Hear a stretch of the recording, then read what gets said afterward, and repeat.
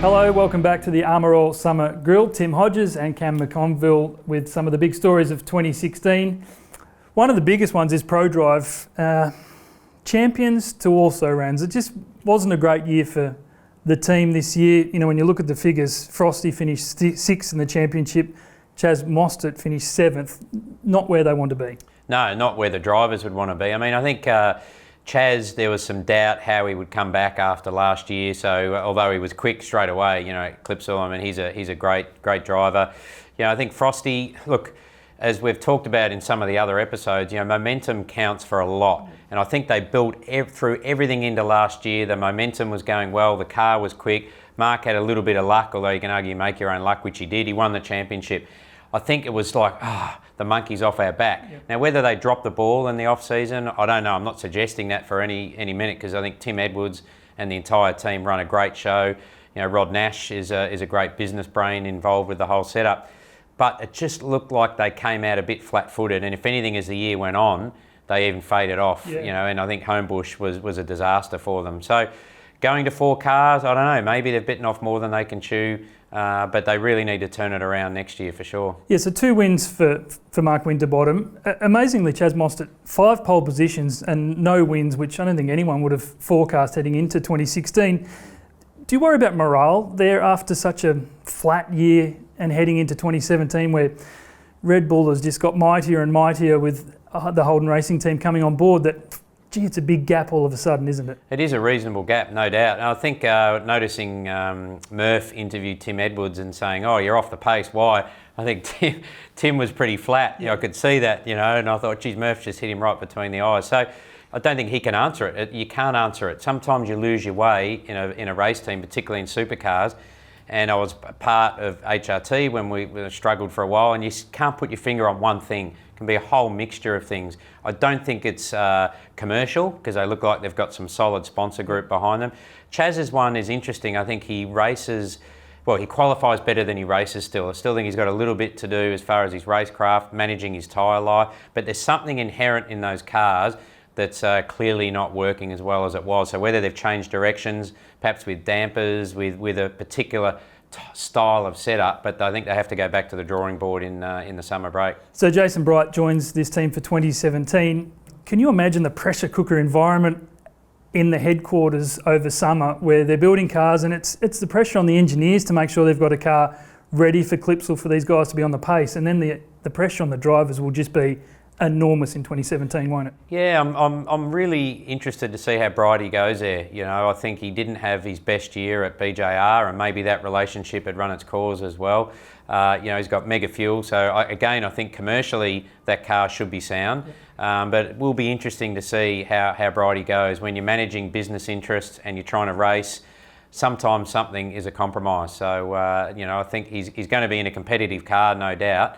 But I hope for ProDrive's sake that they can really turn it around and roll out at Clipsal being right at the pointy end. Thanks for your time, Cam. It will be one of the stories of 2017, watching the progress of ProDrive. Here is their boss, Tim Edwards. Tim, a massive high for this team last year, finally winning that driver's title with Mark Winterbottom. It's been a bit tougher going this year. What have you made of the season?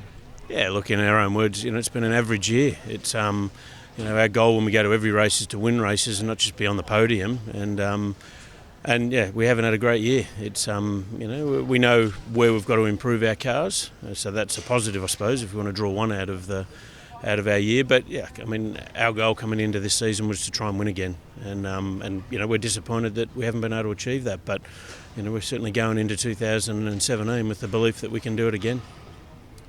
Do you feel that you fell away at all with the cars this year, or was it more of a case of other people stepping up? You were right in the game early, but then Triple Eight seemed to just take a pretty big leap in the middle of the year. Oh, look, certainly the first half of the year it was anybody's game. You know, you didn't really know who was the standout for the first half of the season, and obviously the back end of the year, you know, they've really dominated. But you know, we feel that we're faster than we were last year, and we're always improving our car. Every race we go to, there's new parts on. It's just they've stepped up to another level ahead of us. So it's not like we've slipped back. It's just the bar keeps getting higher and higher every year. I'm interested too in your read on Chaz's personal performance. He was the gun driver of the series when he'd had that incident last year. There was a new engineer for him this year, and also he had to sort of face the demons of coming back. What have you thought of how he's handled all that? I mean, certainly the start of the year he wasn't firing as we would have expected, and it's interesting looking back on it now with hindsight. I don't think he was 100% there at the start of the year, even though you don't actually realise that at the time, because you're involved and you're never sure whether it's just he's matured or he's changed or whatever. But there's no doubt from the middle of this year, he's really found his mojo again and he's firing on all cylinders. And I'm sure there's a little bit of that relationship as well. It took him a little bit of time to bond with Brad, his new engineer. Any driver has to go through those sort of teething pains, but certainly the back half of the year, he's definitely the Chaz of old. And spoken a little bit within this team this year about planning ahead to 2018, with 2017 probably being the last year of the FGX. Is that going to be a challenge next year, managing the 2018 program and making sure that the race performance is still at a high level? Oh, well, look, there's no guarantee we'll be changing to something different for 2018 as we sit at the moment. I mean, there's a lot of conversations going on, a lot of personal opinions being bandied about, but ultimately, we're definitely racing the Falcon FGX next year, and 2018 is still a work in progress as to what we'll be racing. But if we are changing for 2018, yeah, there's no doubt there's a huge amount of work involved in that. But we've experienced a similar thing, or no, not quite as much with the FGX, because ultimately it was any time you change the external surface of the car, there's still a process you've got to go through. It doesn't matter whether it's a Mondeo or a Mustang, a whatever.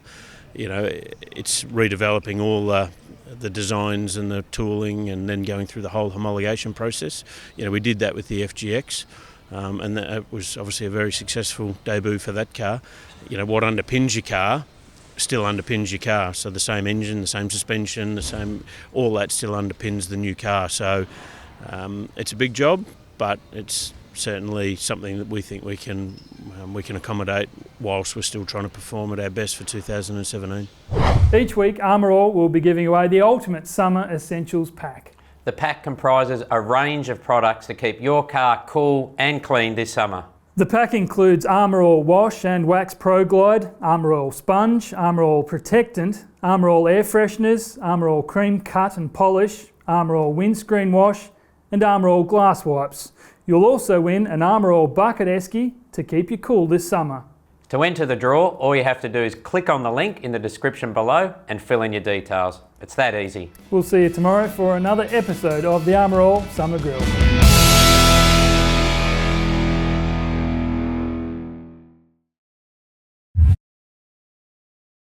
If you're like me, wash your car fairly regularly, you'll still find after a year, maybe two, that it starts to lose some of its lustre, some of that real sheen. And what that typically is, there's a build-up of oxidisation on top of the paint, or you can also do it just from washing with dirty cloths and wiping with dirty cloths, and you get that swirl you see in the car sometimes. Right, a couple of products to solve that problem. In two forms, pretty well the same product. One, cut and polish in a cream form, and the other one, liquid cut and polish. So that's more of a pasty type liquid, very, very easy to use. So what you do, open him up, get yourself a nice dry rag, cotton rag or an applicator. Armour All have got those. Try not to do too big an area at a time, and importantly do this in the shade, otherwise you'll make the work much, much harder. Right, now work in a swirling motion, sort of nearly half a bonnet or a third of a bonnet's a pretty indicative area to do. Swirl around, not too hard, just a nice light polish all over, and the materials in this will go to work. And once you've done that, you just need to leave it, walk away from it, leave it until it hazes off to a nice dry powdery haze. Then come back with, you can use a Armour All Maker microfiber cloth, or just use a nice soft cotton cloth, and we'll just wait a sec for that to haze off, and you watch how good this comes up. Now, depending on the heat of the day, that won't take any more than a minute or two to haze off. In fact, fellas, you know what I do? That's the time I use to get the missus to paint the tyres. Come back, give it a nice wipe off with your nice dry cloth, and seriously, look at that, that's not hard work. If you leave it the right amount of time, buff that off, and that's the pleasurable part of this job, let me tell you, because, I mean, I'm not the best looking bloke, but I can see myself in there. That is really good to make your old car new again. Good product.